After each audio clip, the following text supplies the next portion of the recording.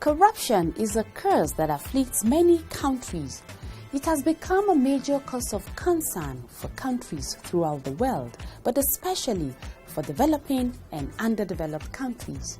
It is the duty of you and I to say no to corruption by joining the crusade. Hello and many thanks for joining us today on another edition of The Eagle. My name is Aisha Gambari. Also with me is Aisha Mohammed. Hello. Hi Aisha. Welcome to this week's edition of the program, your window to the activities of the Economic and Financial Crimes Commission, EFCC. On the program, Acting Chairman EFCC gets global endorsement as Nigeria makes progress in the Transparency International Corruption Index. Court orders final forfeiture of cash and properties traced to Nigeria's former Minister of Petroleum Resources. German envoy assures EFCC of support as the country's police train EFCC operatives. It is an interesting edition, but we'll bring you details after this time out. Please stay with us. Corruption is a cankerworm, na cankerworm. I said na cankerworm, na cankerworm. Corruption don't finish our country.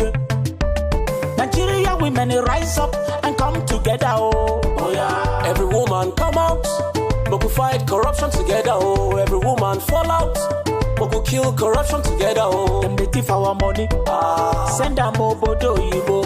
Children they suffer every day, better school in no day. Nigeria women come, oh. Women from every sector, make we fight corruption. We won't kill our country. Them go collect money for light, chop the money, light we no see. Good road and good health and call. We no see. I said na cankerworm, na cankerworm. Join the EFCC in its crusade to rid Nigeria of corruption. Naija, now we all know. The acting chairman of the Economic and Financial Crimes Commission, EFCC, Ibrahim Magu, has received the endorsement of 25 countries around the world, applauding his work in the fight against corruption in Nigeria. This unique validation is the outcome of an opinion poll conducted by the United Kingdom-based Global Peace Movement International. Rolake Odofin Jolayemi reports that the poll result is coming a week after the Transparency International released its latest Transparency Index, in which Nigeria, for the first time in over a decade, moved up the global anti-corruption transparency ranking. Please stay tuned. The current Corruption Perception Index report released by Transparency International ranks 176 countries on a scale of 0 perceived to be corrupt to 100 perceived to be clean. In the report released, Somalia was ranked the most corrupt country in the world for the 10th straight year, while Nigeria moved up in the Global Anti-Corruption Index, a move analysts say is directly related to the efforts of the EFCC.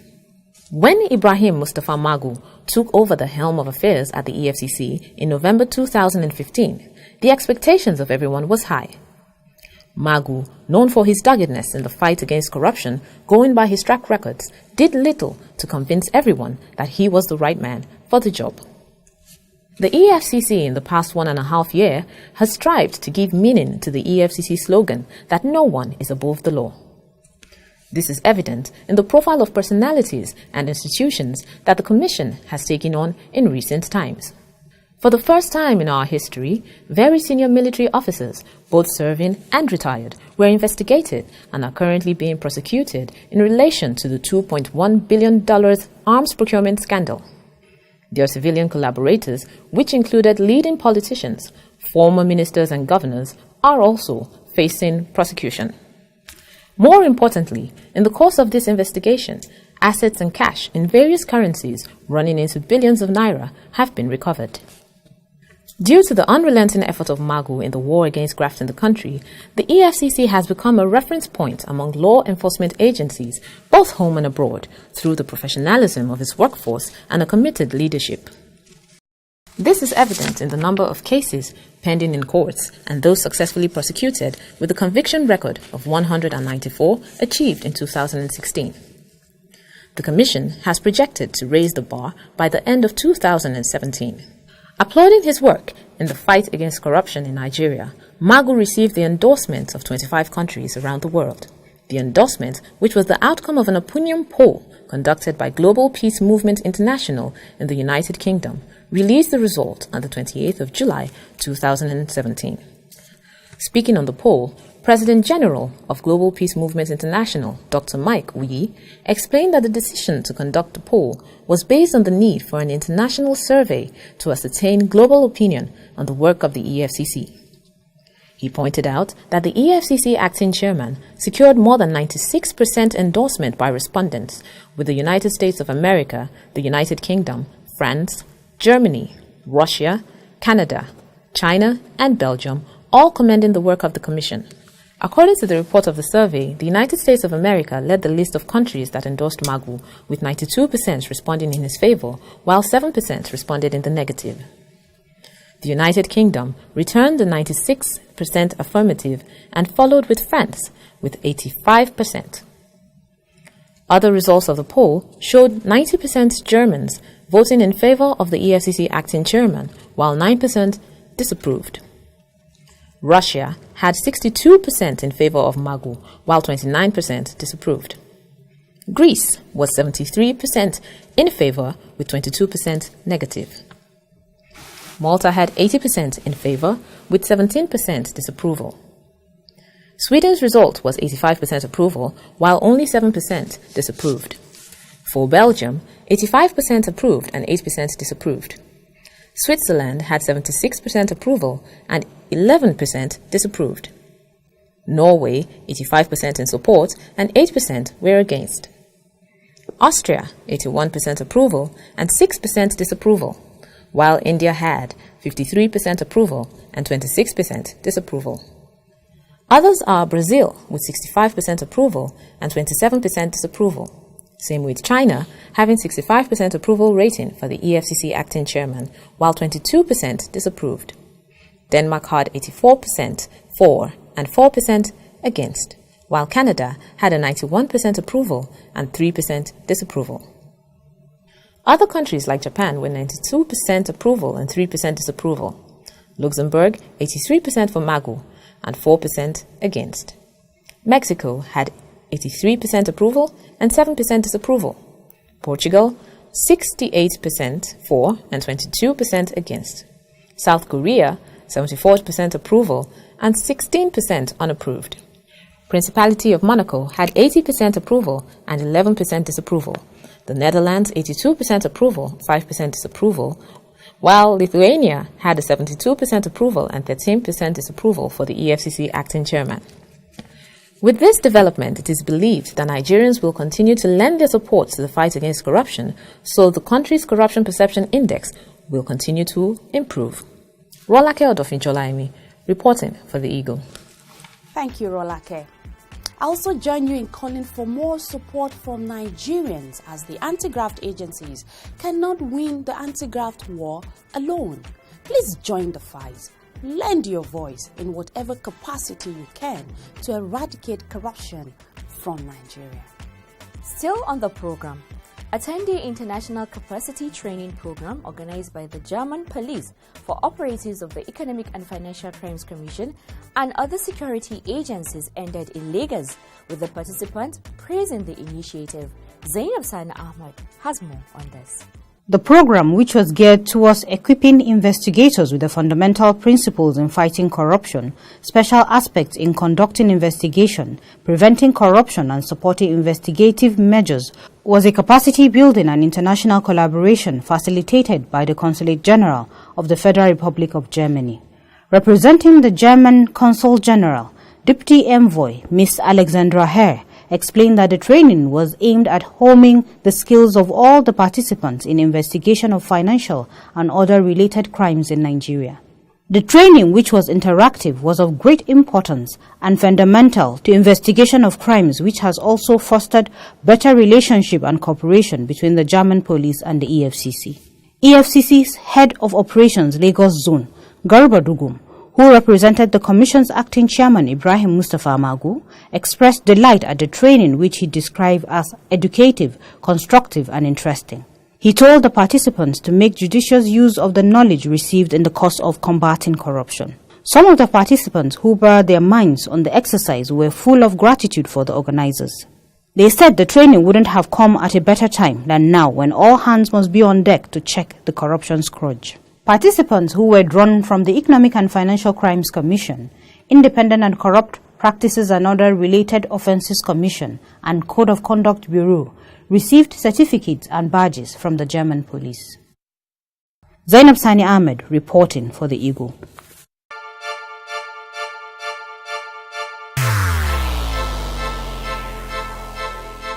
Corruption is dishonesty and illegal behavior by people in positions of trust. A public office is a public trust.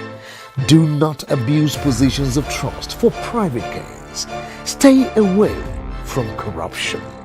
Nigeria is a great nation, and it is our responsibility to make the country greater. If you notice any act of corruption, please report to the EFCC via info@efccnigeria.org or call 09 904 4751 or 09 904 4752.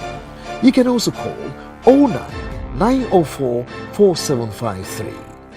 This message is from the Economic and Financial Crimes Commission, EFCC. Glad to know you're still there.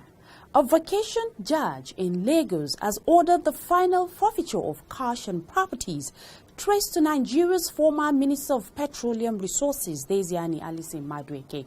This followed a painstaking investigation by operatives of the Economic and Financial Crimes Commission, EFCC.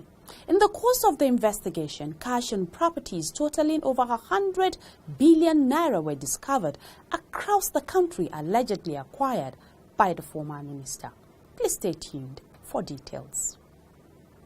In addition to the cash and properties, a search of Alison Madueke's palatial residences in Abuja by the EFCC turned up boxes of jewelry worth millions of pounds sterling. The former minister, who has been in London since the birth of President Muhammadu Buhari's administration, has however continued to deny any financial misdeed. She insists she's been severely maligned and persecuted by the EFCC. But on the strength of weighty evidences placed before Nigerian courts, there are a string of judicial pronouncements ordering the final forfeiture of all allegedly ill-gotten wealth to Alison Madueke's former employers, the federal government of Nigeria. One of the constitutional requirements to be appointed to public office in Nigeria is the total declaration of all personal assets. But it seems that provision was observed more in the breach by Alison Madueke.